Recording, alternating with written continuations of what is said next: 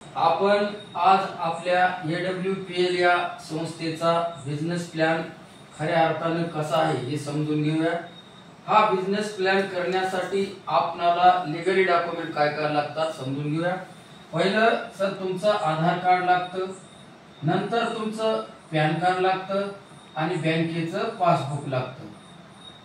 तुम्ही आधार कार्ड दिलं, pan card दिलं, बँकेचं पासबुक दिलं, हे तुम्ही लीगली डॉक्युमेंट दिल्यानंतर आपल्या संस्थेच्या सॉफ्टवेअर वरती या ठिकाणी संस्था असं तुमचं रजिस्ट्रेशन करते आणि रजिस्ट्रेशन केल्यानंतर संस्था तुम्हाला एक आयडी नंबर देते आणि दुसरं पासवर्ड देते।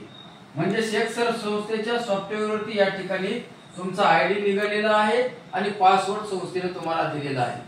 पण हा आयडी जो आहे सध्या आयडी डीएक्टिव्ह आहे। हा आयडी तुमचा डीएक्टिव्ह आहे म्हणजे रेड झोन मध्ये आहे। हे आयडी डीएक्टिव्ह आहे आणि हा आयडी जर तुम्हाला ऍक्टिव्ह करायचा असेल तर आपल्या संस्थेने याच्यामध्ये 3 ऑप्शन दिलेले आहेत। त्या 3 ऑप्शन प्रमाणे तुम्ही हा आयडी ऍक्टिव्ह करू शकता किंवा ग्रीन करू शकता। तर त्याच्यासाठी पहिलं ऑप्शन आहे तुम्हाला हा आयडी 27 एसपी ने ऍक्टिव्ह करू शकतात। दुसरं ऑप्शन आहे 52 एसपी ने पण ग्रीन करू शकतात आणि तिसरं ऑप्शन आहे हा आयडी आप तुमचा 100 एसपी ने पण ऍक्टिव्ह करू शकता। आता 52 27 52 आणि 100 म्हणजे एसपी म्हणजे सेल्स पॉइंट।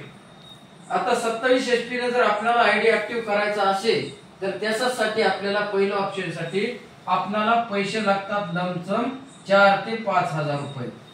4 ते 5 हजार रुपयाचे तुम्हाला स्वतः वैयक्तिक घरी रिझल्ट यावा, तुम्हाला विश्वास यावा की या प्रोडक्ट मध्ये खरोखरच रिझल्ट आहे।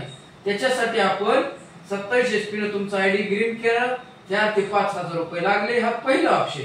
दुसरा ऑप्शन आहे तुम्हाला हा आयडी 100 एसपी ने पण ग्रीन करता येतो, म्हणजे 100 एसपी चे घरी तुम्हाला प्रोडक्ट घेता येतात। आणि तिसरं ऑप्शन आहे सॉरी 100 एसपी म्हणजे ह्याला पैसे लागतात 50 एसपी चं आणि 100